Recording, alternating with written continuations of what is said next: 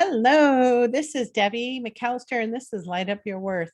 I am so excited for our guest today. We are just going to have so much fun, and we got a little special here for you too. So I'm going to introduce you to Christine Groth. She is an Archangel Life Coach, an intuitive energy healer, a spiritual teacher, sound healer, and best-selling author. Her fictional books are in the Soul Healing series, which weave together her love of romance with her knowledge and experience of spirituality and healing, giving readers a unique healing experience through the stories. And we're going to talk about this, folks, because this book has blown my mind. It's so magical. So for over 20 years, Kris has worked with clients all over the world to heal their hearts, nourish their souls, and illuminate their paths. Now, through these books and speaking engagements, she hopes to bring this healing and wisdom to a wider audience. Kris can also add a brief sound healing meditation experience for you listeners. So stay tuned to the very end of our talk. So welcome, Kris. Thank you for having me. I'm happy to be here. Yeah, I mean, and look at the tapestry, y'all. If you look at behind her, and they are this big, beautiful angel wings. I mean, what a beautiful way to just, call everything in and be an Archangel Life Coach. Like, how magical is that, knowing that even as we speak, Kris, that they're here? Yeah, that we're not alone, that we have support, that we can call on them for whatever we need. Yeah. Yeah, it's just so beautiful. And, reading through about all of the interesting ways of how you do healing, I'm just really interested in hearing, and as well as the listeners are going to be about, how did you originally um, connect in with the angels and, move into becoming an Archangel Life Coach? So I've been drawn to them for forever. It was just something that always interested me. But I, through my career, I was working in hospitals and working, as a therapist, and learning different modalities of healing, of different manual therapies, so like hands-on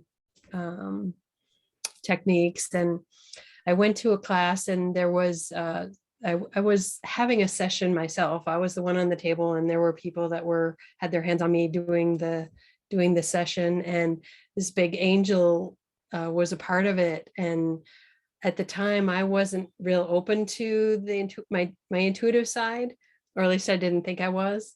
But the other people around me were like, "Oh my gosh, there's this huge angel with you," and they were describing it. And what they were describing, what they were seeing and hearing, I was feeling more in my body. So my strongest sense was intuitive feeling. So as a clairsentient, so I was feeling these sensations, but I didn't really know what to call it. I didn't know it was an angel. I didn't really understand. But then, so that like really like kind of blew my mind, and it was like, okay, I want to know more about this. So then I was taking more classes and learning more about it, and finding ways to open up my own intuition and connecting with my soul and with my angels, because it all fits together. So the more that we work with connecting with ourselves, the more we're more open to the other intuitive messages that are around us, and more that we connect with the angels and the other messages around us, the more they help us to tune into ourselves. So it all works together. Oh, well, I'm so glad that you did that, because it's, you know what I found in, and I think your experience is how you've created your fictional books, the Soul Healing series. Yeah. I'm at the very end of the first one.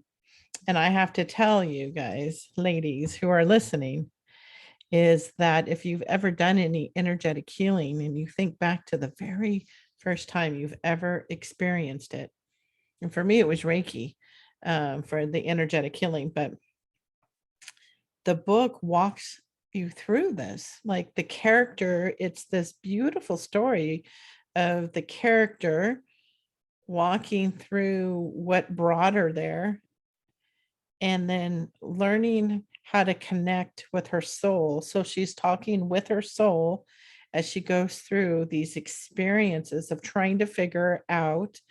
Of course, it's a romance. So there's some romance in there. And it's such an easy way to go through and experience what those first experiences feel like, the expansion that happens, feeling the light. Mhm.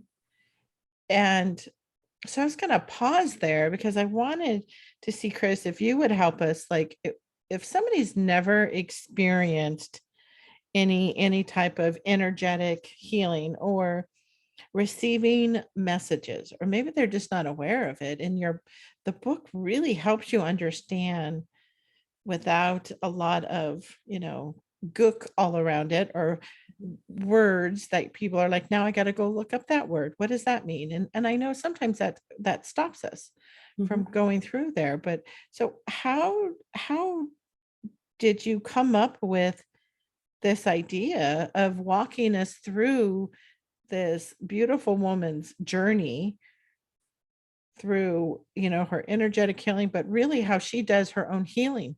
Mhm. Uh, Well, I've always been drawn to fiction. Like my whole life, I've been a bookworm, and what I read the most of are fiction stories because I like, being immersed in the story and, feeling what the character's feeling and, going through, whatever, wherever they are, whether they're on an island or they're, climbing a mountain or whatever they're doing, that, I can experience that with them. So it's a way of learning about the world and experiencing new things, and also realizing that, okay, she's just like me, or I'm just like her, and okay, so if she can do it, then so can I. So that fiction, or through story in general, is another way of learning, a way of learning things that may be difficult to grasp otherwise. So there are so many nonfiction books out about healing and energy and consciousness and all of these really esoteric ideas. And reading some of them, yeah, some of them are very easy to understand, and some of them just go right over your head.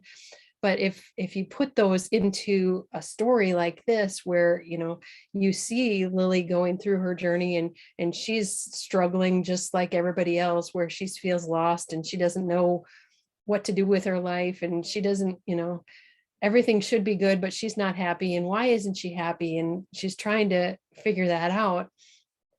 And going through her exposure to energy healing and learning about her soul, and this is something that's new for her. And as you are in this story with her, you're going through this process with her and learning what she's learning about the soul, and okay, if she can do it, then so can I. And it just gives us a way of applying it to our own lives, where we can see it. It's easier to see when it's somebody else, or when it's right in front of you as a story, as opposed to just a chapter in a book that is listed out, do this, do this, do this. Sometimes you look at the teachings, and you wonder, okay, that looks great, I get it, but how will that fit in my life? How would that work for me? And so in a story like this, you can see, okay, if Lily's just an average woman going through her life, and she's got struggles like everybody else, but so if this can work for her, maybe it can work for me too. yes, exactly. Yeah, because it really has her really getting connection with how she's going to go about to find that out. I was reading the book, and of course I make a note, lots of notes, because I love really good books. And when she starts, being able to connect with her soul, and these are your words, how it starts to connect her with her soul first, And then she eventually connects in with her angels, trusting what you sense and feel. And when you're first learning, or even later, I think, even after you've been doing it for 20 years, really that trust of what you sense and feel, how important that always is when we are making decisions or trying to figure something out. And you give example after example when she starts learning about it, how her conversation with herself changes. Mhm. Yeah, And because often we don't trust ourselves. And if we can't trust ourselves in our decision, it's really hard to trust any outside input as well. So establishing that trust is something that we have to continually practice. Yeah. yeah, it was really beautiful about how you walk us through of how she feels the light and the love and the acceptance. And it really, for myself, as I was reading it, I can remember back, like, um, about that first year of when I started to work. I had a Reiki attunement with Terry and Lisa, who were Reiki masters, and I also then had sessions with somebody called Serena, and it has made me. I was texting my friend Lisa earlier. I'm like, what happened to Serena? Like, she moved to Seattle. So if she ever listens to this, reach out to me. It's Debbie. But those sessions of when she would walk me through, like, the colors, the feelings that come through and how you describe it, I'm not going to clearly give it justice of how well you've articulated it, but really how it brought me, and you even wrote it down, it brought her to a deeper place within me. Mhm. And that was just so powerful. So here's the first thing I wanted to use as something for us to talk about. And I wrote this. This is on page, it's kind of into the book quite a bit. It's on chapter 23 on page 168. And she's gone through something in life. I'm not going to give away the story because I want you guys to read it. But I need to find what makes my needs and makes my soul truly happy and fulfilled. I also need to let go the picture I have in my head of what the perfect life would look like. The image of my future with blank, somebody in the character of the book, looks exactly like what my younger self always dreamed of. But I'm not a schoolgirl anymore. I want more than that now. And I need to give myself permission to want more, to know it's okay and not selfish. Mhm. Yeah. I think if everybody's listening over a certain age, you're going to go, yeah, Uh-huh. like how deep that just resonates and falls into our heart and then our soul. You can almost hear it going, oh, like you captured that, how we all come to that place. Yeah, that so often we hold on to a vision that was, what we wanted years ago, but without taking into account how we evolve along the way. And when we get to this point where, okay, now we have achieved that, but it isn't as, it isn't what we thought it would be. It isn't all sunshine and roses, and it doesn't light us up like we thought it would. And well, now what? But as doing like Lily is doing, taking time to connect with your deeper self, connecting with your soul, and asking those questions of, okay, what is it that would be fitting for you right now? What is it that lights you up right now? And what is your soul calling for, for your future? What is the future that would really be in alignment with who you are now, as opposed to who you were 20 years ago? Because it's not always the same thing, and it's okay for us to change our mind. It's okay for us to choose a different path, and to let go of that old vision or that old expectation, or maybe maybe your family wanted you to be something, and you've spent all these years trying to be that, and now it's like, oh, this doesn't fit me anymore, or maybe it never did. But we try to meet these expectations, or we try to fit into this mold of what we think people want us to be, or how we should be, or the kind of job we should have, or the kind of relationship that everybody else has, that okay, if that makes them happy, it should make me happy too. And but if we're not listening and not connecting to ourself of what really would fit us, or what really would light us up, then none of those things are going to make us happy. We need to really honor ourselves and our individuality. Yes. And that we're not selfish. Mm-hmm. Not selfish. Yeah. I think it's a really important thing. I'm going to repeat it again, because we're not selfish. You need to give yourself permission to want more, to know it's okay, and you're not being selfish. Yeah. It's just such an important thing that you're sharing in the book about, how we have to let go of these. And you added some things that I hadn't thought of, which I thought was brilliant. Not only do we let go of, healing at a very deep level with our old beliefs, experiences, expectations, dreams, distorted thoughts. Mm-hmm. Hadn't heard it that way. Distorted thoughts, illusions, and attachments and cords to these things. Mm-hmm. But the whole distorted thoughts. Yeah. The things that maybe you heard as a child, if somebody put you down or said, okay, you're no good at that, or made you feel like you were less than, it's those hearing those things can cause a distortion in how we see ourselves, how we value ourselves, and we carry that along, and it runs in the background of our psyche. We, no matter what we're trying to do, whether it's trying to succeed in business, or trying to create something, or trying to have a relationship, or find what makes us happy in life, if we have that distorted thought running in the background that you're not good enough, you're not worthy, you don't deserve this, those distorted thoughts that are making us believe something about ourselves that isn't true, they shape how we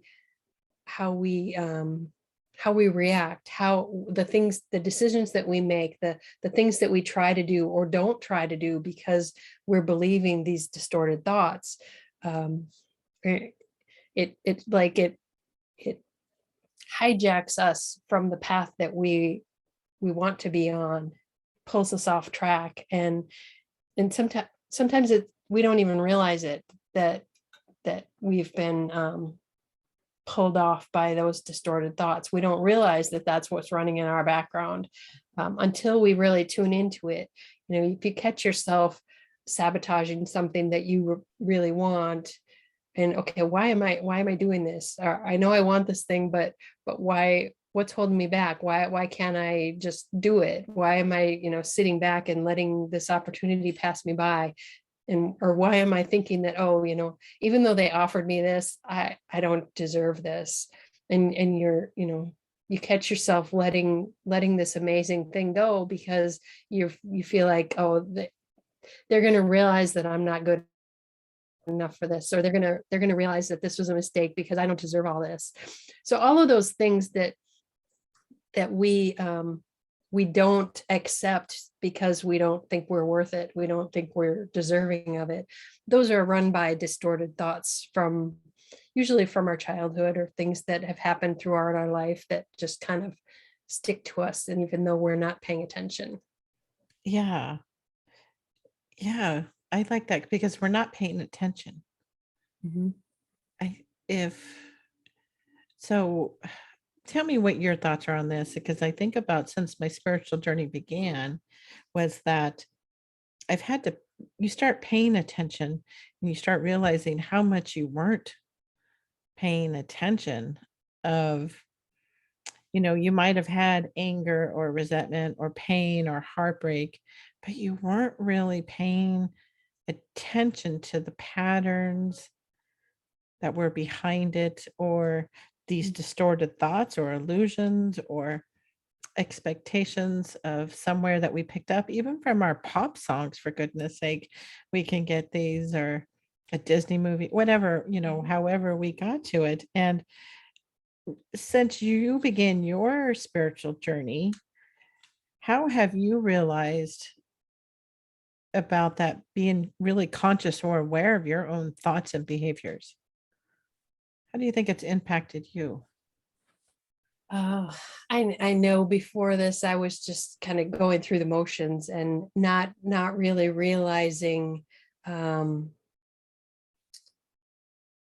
I always felt like I was just kind of being pushed along by my life and not really in charge of it.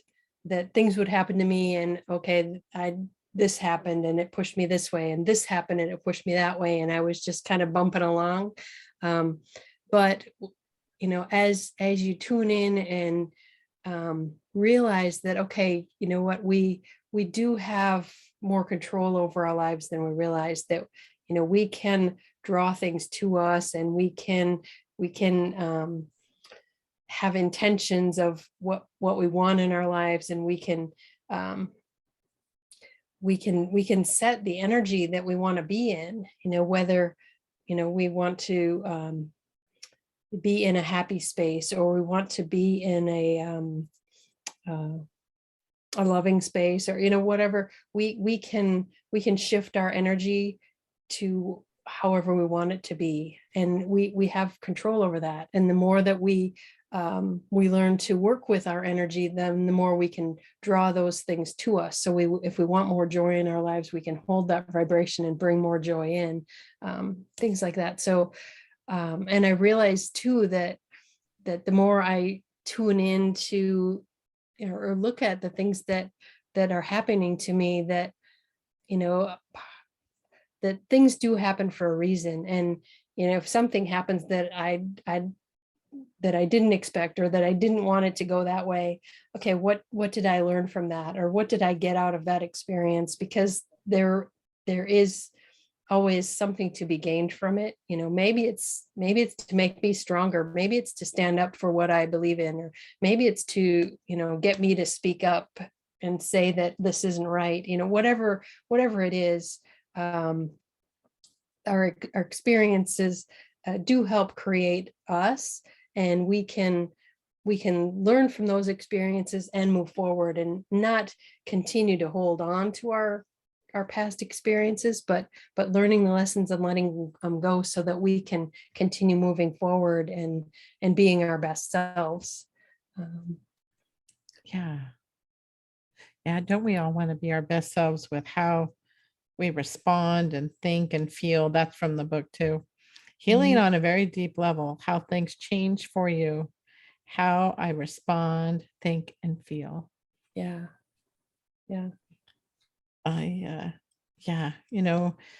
The what I've noticed in doing energetic healing is this, and this is from the words are from the book, is the heaviness of burdens really melt away when I'm in a energetic healing, whatever modality I'm, working with or receiving. And I thought, wow, I'd never really thought about it that way. The heaviness of the burdens,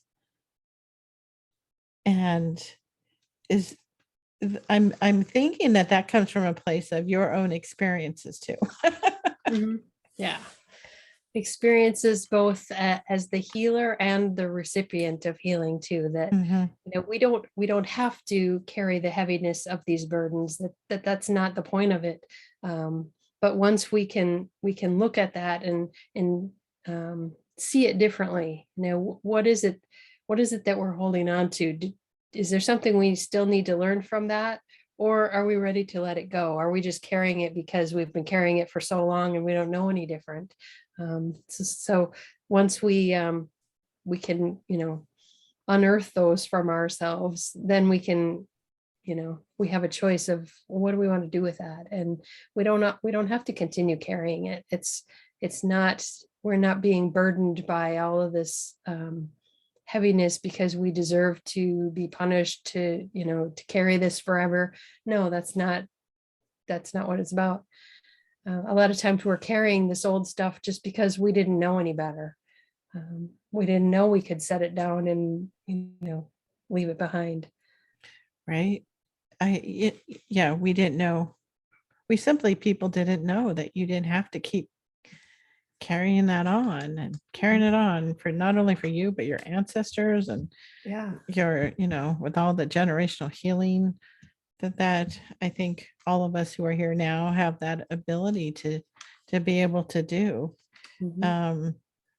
So one of the things that I found really, there's a couple of the things that I'd written down on my notes too, which was, and is that, and tell me how this rings true for you as well, is that as I've gotten further along in my journey, is that, and this was on page 184, was that I may not know the outcome, but it would all turn out for the best in the long run. She truly believed and trusted in it completely. And through transition, through some major life things that have happened, that has what has been, I think, if I had to pick one thing out of all of the healing, all of the different pain and discomfort that I've gone through and healed through, is that if I had to list one benefit, just one, that's all I could have, it would be that trust of knowing that things would be better, that it would all turn itself out in the long run. So if you had to label, grab one thing out of all the work that you've done and done with your clients, what would that be for you? What would be the number one benefit that you've received within yourself?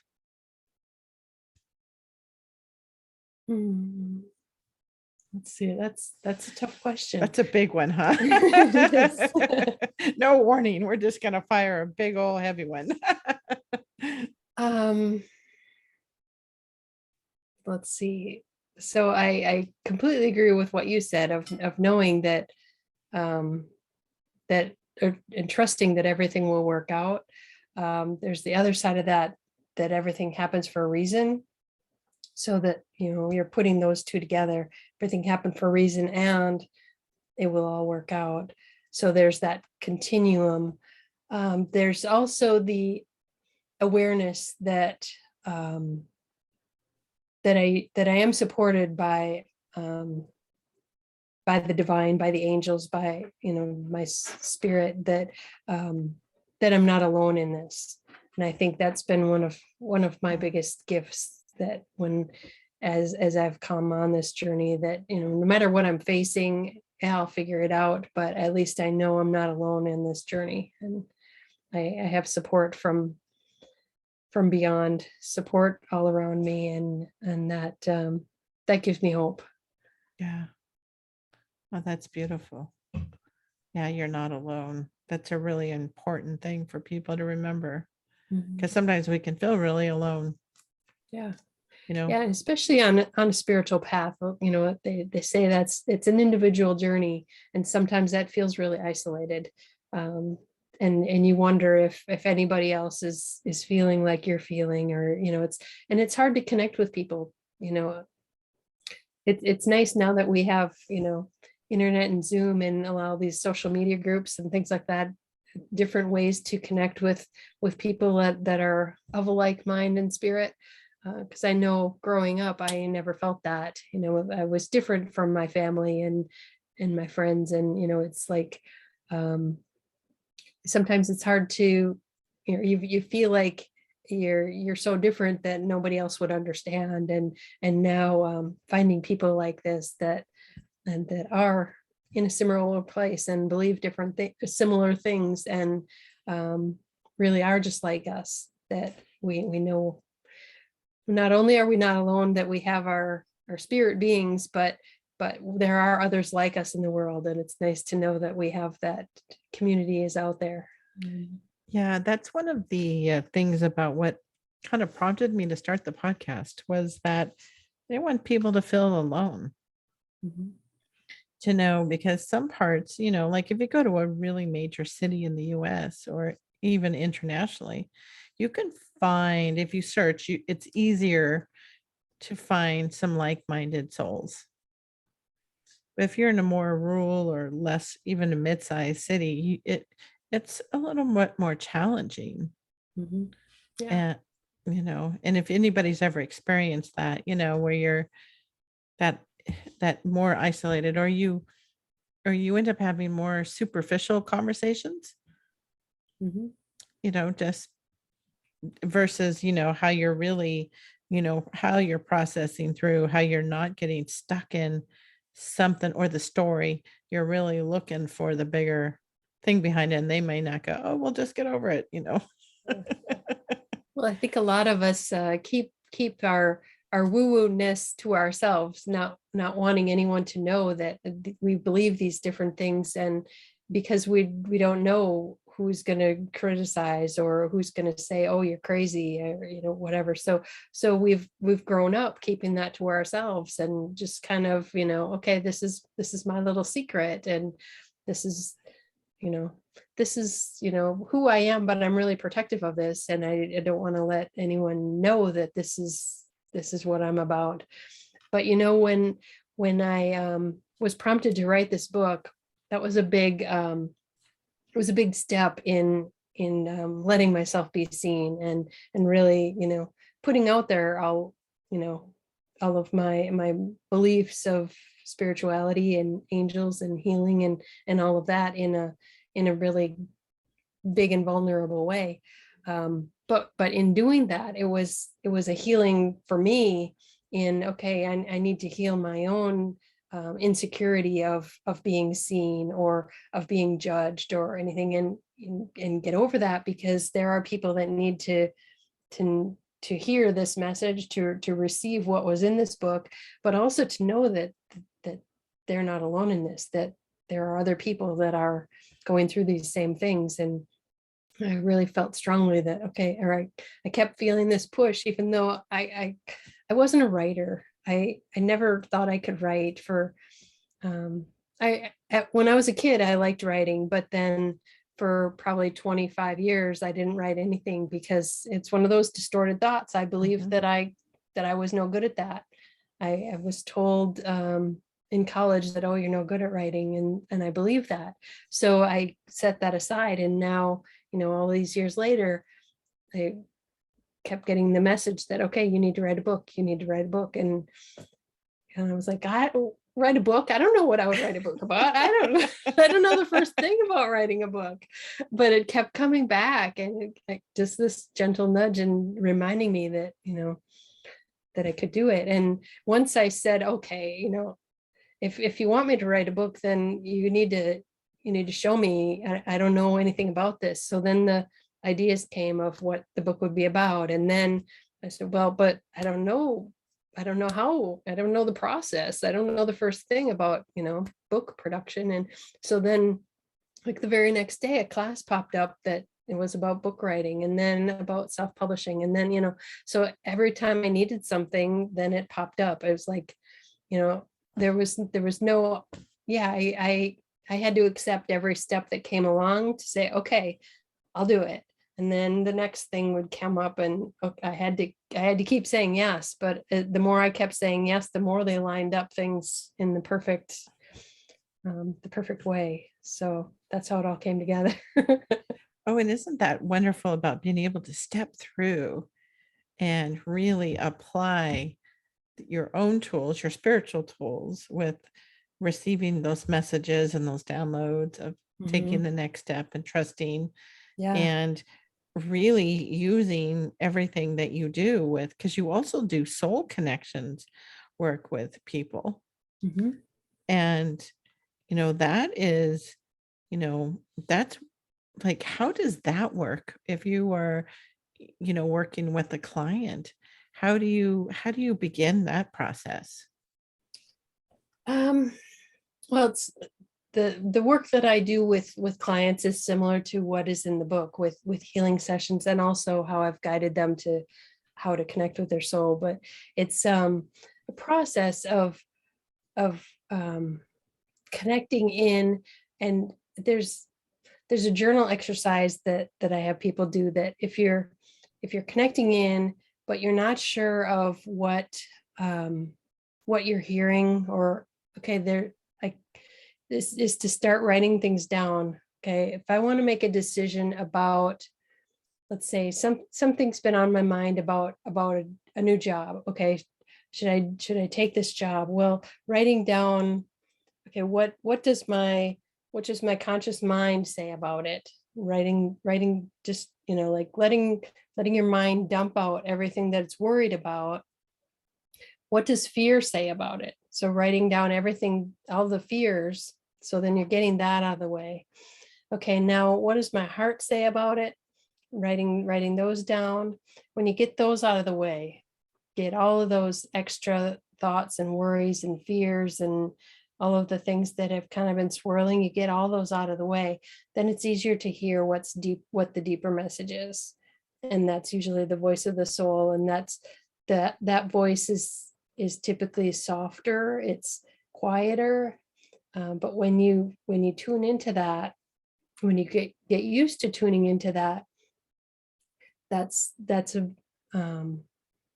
voice that will, you feel it more deeply, and you just, like, it nudges you that, okay, yes, this is right, or pulls back and says, no, this isn't it. But it's at least in my experience, it's a very subtle thing. It's not loud, and it's not really opinionated like the mind or the ego, but the soul is much more subtle, which is why it's sometimes more difficult to discern. But when we can sort out the other voices, get them out of the way, and then tune into that place deep inside of us, and okay, now what is it? What does he want me to hear? And then, when everything else is quiet, then we can hear that voice inside. Oh, that's beautiful. I was wondering, is this a good time now? Maybe we should go into and give them the really special treat of, you were going to give us a bit of a sound healing meditation experience and Okay. have people actually really experience what this can feel like. Hmm. Okay. So let's see. Since we came in here right now, it feels like a soul connect to your soul meditation. Um, so just take a deep breath and just allow yourself to settle, to calm, to quiet.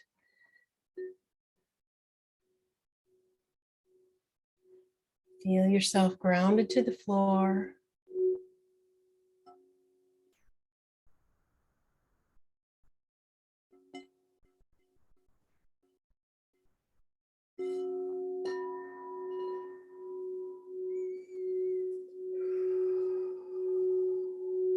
And as you breathe,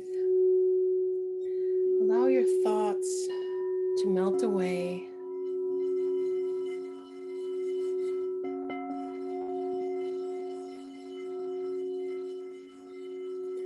Setting those thoughts and worries aside for later, and give yourself an opportunity to go deeper.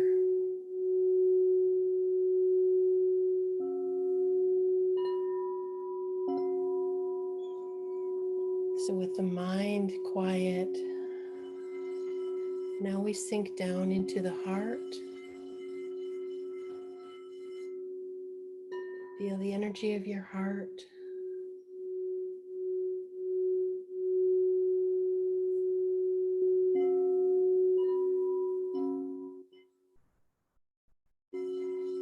Space of emotion, a space of belonging.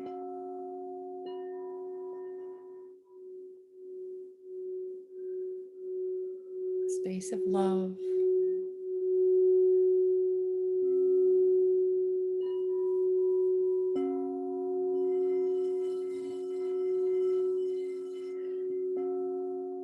Now, if we go a little deeper, we come to the space of the soul, the very center of you. Imagine a column of light at your very center, a column of light that extends the energy of the earth that moves up through your feet, combining with the energy of the heavens that move in through the top of your head. That energy of above and below come together, melding, swirling together, bringing a bright light at your very center.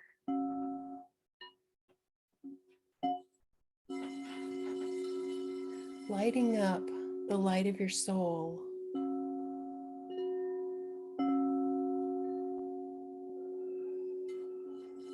Just feel into that space at the very center of you, the deepest, most sacred part of you.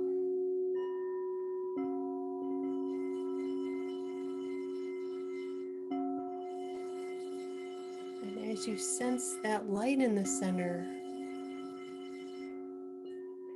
that light of your soul, that is the space that lights up when you find the things that resonate with you, the things that you love, the things that bring you joy, the things that are good for you.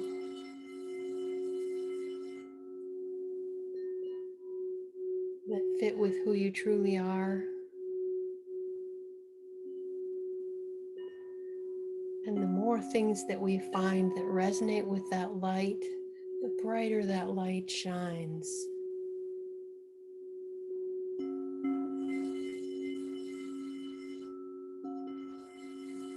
So now, as we sit here connected to that light of your soul,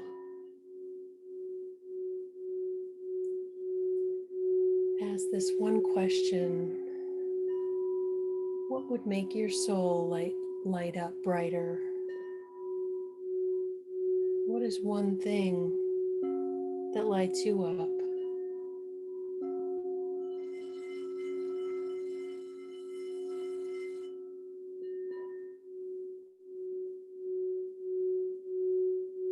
And a thought may come to you, a word, a vision, an image.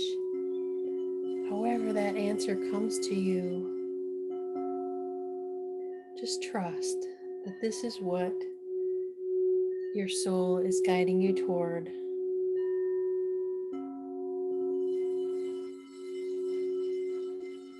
This is one step you make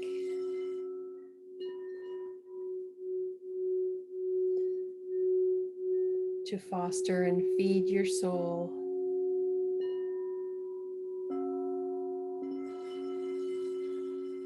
And know that your soul is always there, that you can reconnect with this space anytime you want.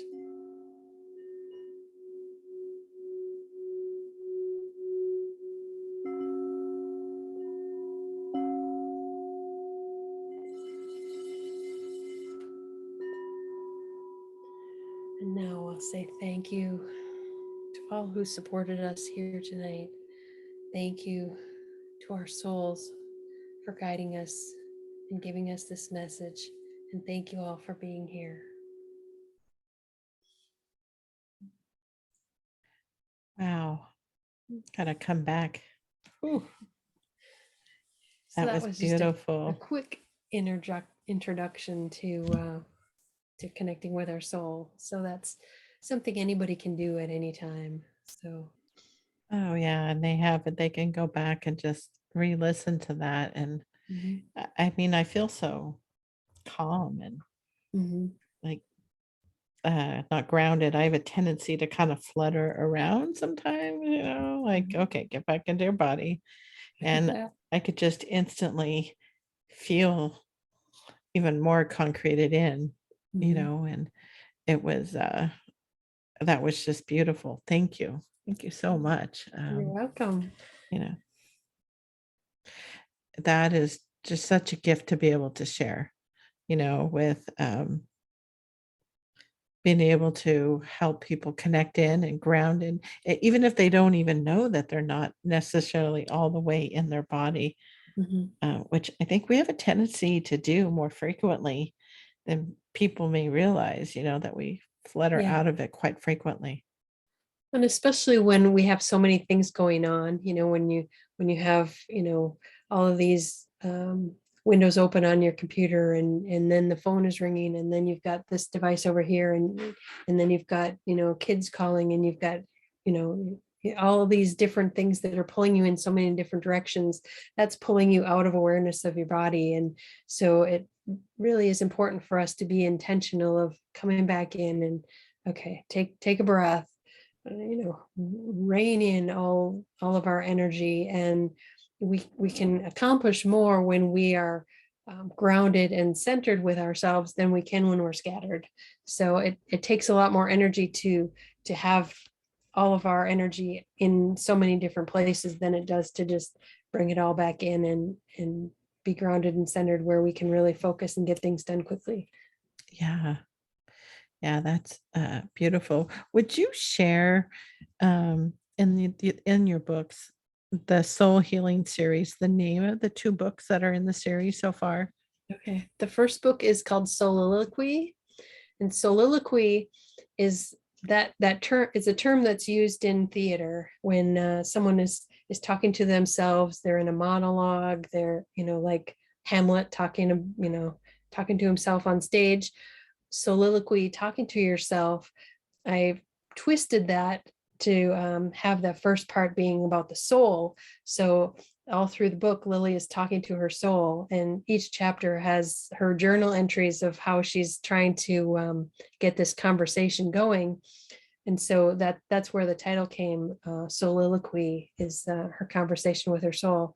The second book is Solicitude, and that is another play on that word of deep caring, and deep caring from soul space, that one soul caring for another soul. And that's the second book is it's a healing journey, but it has a woman who is working through past trauma and trying to get into a different pattern, because her whole life has been all about abuse and trauma, and she just feels like this is her lot in life, and she's never going to have a good relationship, or she doesn't deserve to be treated well, and that that whole distorted thought thing again.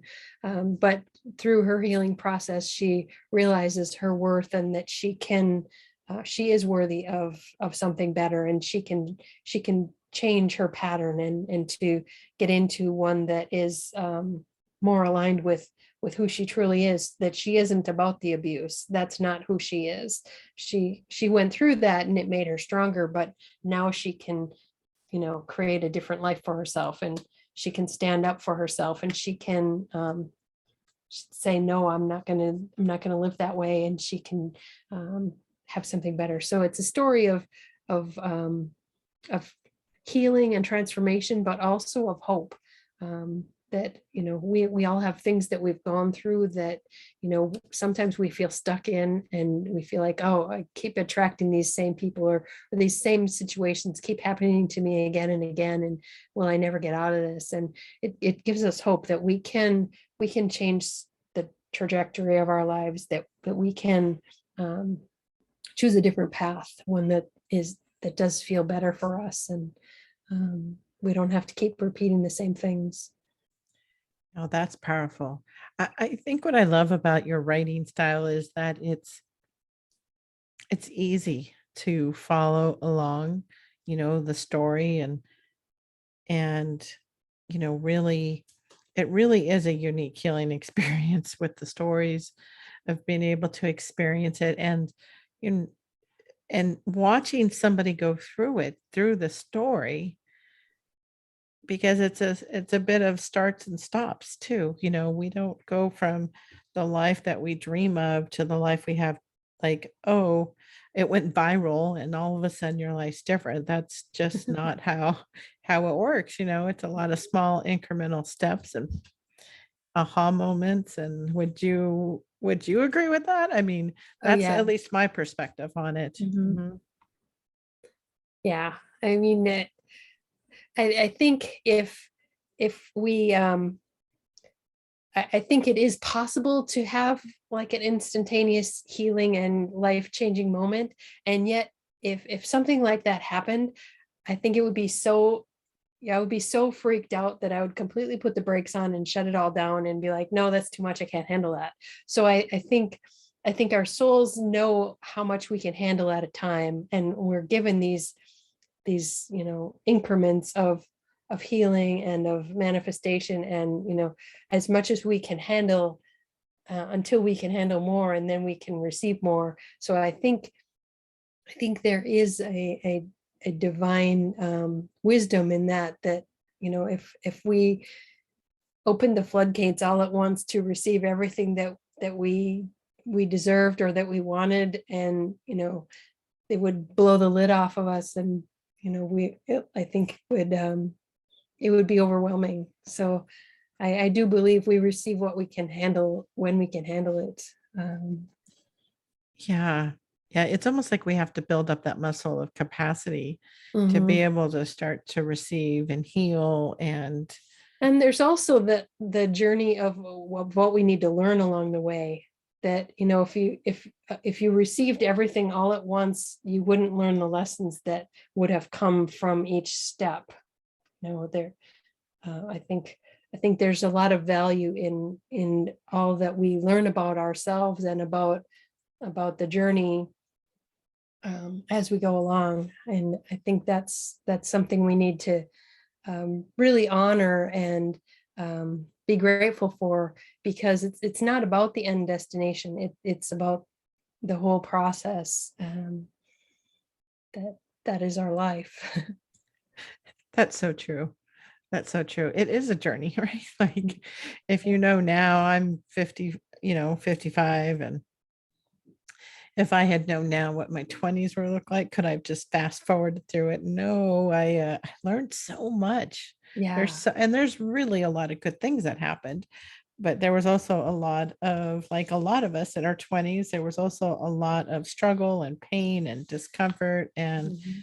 and not having all of the tools or the life experiences, and then you Yeah. muddle it in with expectations and disillusions or illusions that you had of what would be happy Mhm. or fulfilling, and that wasn't quite it. Yeah. Yeah. Yeah. And uh yeah, if we could go back to our 20s with the wisdom we know now, we would make different decisions, but we wouldn't. We needed all of that experience to get to where we are now in order to make that different decision. So it can't. We're never the same person twice. In every moment, we're always different. We're constantly evolving and changing. So even an hour from now, I won't be the same as I am right now as I'm talking to you. So it's this constant evolution. But I think that's what keeps it interesting. If we stayed stagnant and constant our entire lives, what a boring life that would be. Right. Very, very boring. Yeah. Life has definitely not been boring. I would love, Kris, if you could show us the covers of your book too, Okay. because I'm reading mine on my iPad. So So this that is the way, first one, mhm, Soul-iloquy. yeah, it's just beautiful. I think I know what scene that is too, right? Is that when she, Yeah. I couldn't believe when I kind of gave my cover designer just a brief synopsis of the book, but I didn't tell any of the pivotal scenes. And she came back with this picture, and I was like, oh my gosh, that is exactly, it looks just like Lily sitting on the edge of the cliff, and couldn't have planned it any better. But I think she was definitely in tune with um, the soul of the book for sure. Yeah, most And the same with definitely. this one, looks just like Elise sitting there, sitting on the um, in the on the hillside, contemplating her life too. So Oh, this is well, Solicitude. yeah, they're so beautiful. I mean, I really hope people will look them up and they can get them on where all books are sold, I'm assuming, like on On Amazon and Amazon. Yeah. and I will put a note in that with the show tunes, yeah, the show notes, the show tunes. Oh my gosh. See, I think I'm so like relaxed since the meditation that, articulating clear thoughts are like they're a little bitty Mhm. ramble. Um, so how can people connect with you? So I have a website, krisgroth.com, and that has all of my healing work. It also has the books. It has everything that I'm doing is there. I also have a author website that is just about my books. That's christinegroth.com. So I have those two websites. Um, so besides my books, I also do private sessions with people. So if anyone wants a healing session like what was in the book, they can contact me. I do them over Zoom. So could be anywhere in the world. Yeah, it reminds me of it when she does her first Yeah. distant healing, like that thought of how could that work? I remember it being mind blown, and it used to be on the phone before, Mhm. you know, Zooms or Yeah. Microsoft Teams, and I remember thinking, how can this actually happen? And I think the book does such a great job of explaining the actual experience and the process that they Mhm. went through and how they were feeling it in their body and the connection. So, Yeah. So for someone who is completely new to energy healing, that might seem like, oh, that can't be, that has to be made up. But really, those are the kinds of sessions that I do all the time. So, it is possible to, um, I when we're talking about energy, you can connect with energy. Like there is no time and space with energy. So like I could connect with you and feel into, okay, what emotion you are feeling, or what's going on with your body, or and work through that and help clear that out of your body, even from where you are, and where I am in Minnesota. So and it as if I was right in the room with you. That distance really doesn't mean anything. It's just as powerful long distance as it would be in the same room. So it really is amazing. yeah, I think how I had to start to think about it was that I would think about somebody that I loved. Like this is 20 years ago that I experienced my first remote healing with Reiki, energy healing work. And um, how I would equate it to was that if I thought about somebody who I love, and when I really think about, like, if I think about my son, I get this really beautiful feeling inside about that love. And I can just kind of connect into that feeling. And when I would receive the distant healing, what I noticed is that sometimes I could feel tears, um, but I would feel like this really deep connection, like the love that I felt for my son. And my son wasn't right there. He Mhm. was actually went to school in Minnesota. He went some of his high school and college years in Minnesota. And so we weren't together so much those years.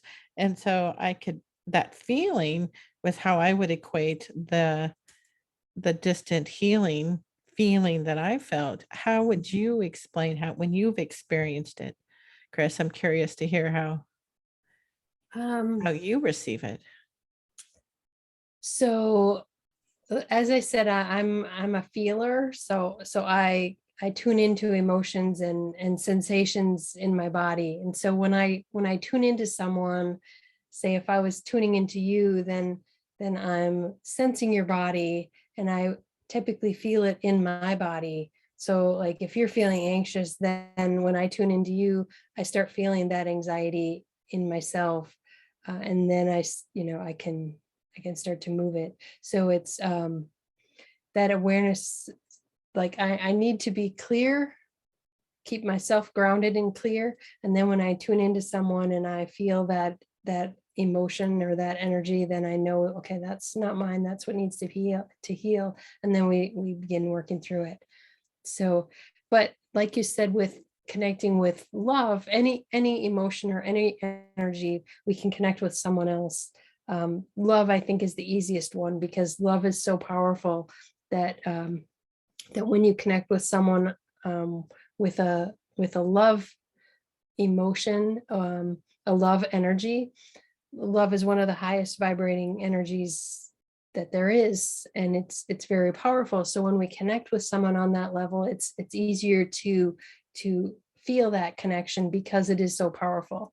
And especially when it's a strong love bond, like with a mother and a child, I think that's an easy one to make. So so as you tune into that, feeling into the love you have for that person, then you're tuning into their energy, and you tune into this being that you love so much, and then okay, there you feel it. It's that simple. Yeah. That simple and that complex. Yeah, right. Oh, this is so wonderful, Kris. Thank you for joining me today, and I will put your connection stuff in the show notes for everybody, and the link to be able to go take a look at your book out on Amazon and pick it up. And it's a really good book. I think it would be a great book. The series would be a great book for a book club. I've been Really. thinking of getting together book club questions, so I'm glad you brought that up. That's something that's been on my list. So Well, if there good. are book clubs that are interested, they can contact me, and we'll get that together. Yeah, it would be really wonderful. It's yeah, I think it's just a really great, there would be so many questions that you could come up from out of it, and versus what I pulled out, right? Versus where I'm at on my journey. So, Mhm. but thank you so much, Kris, for honoring us with the extra soul meditation and the sound healing as well, and sharing your story. So thank you for joining me. Thank you so much for having me. It was fun talking with you and sharing this.